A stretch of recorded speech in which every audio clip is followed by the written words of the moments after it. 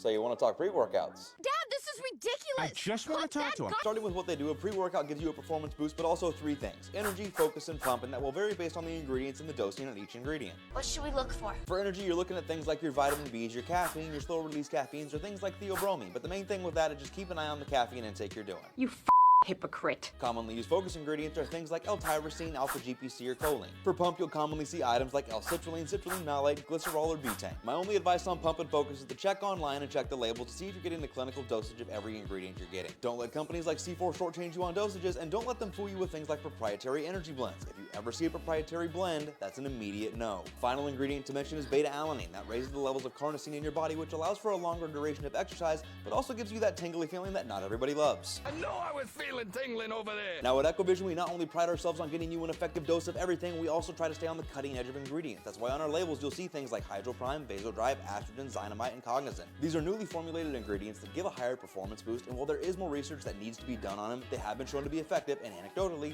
they work in monkeys like myself. For my favorite pre that leans a little bit more towards pump, I go with the Project Mass. Between the L-citrulline, the Vasodrive, and the Hydroprime, you can't go wrong on this guy. However, if I'm looking for something with a little more focus or a little more energy, I've been going with Optismo lately. The flavor is a little bit more sour, but it's just enough to where I still enjoy it. If you want to give either of these two or any of our pre's a try, it's linked in the TikTok shop down below, or go to the website and use code FORMER for your discount.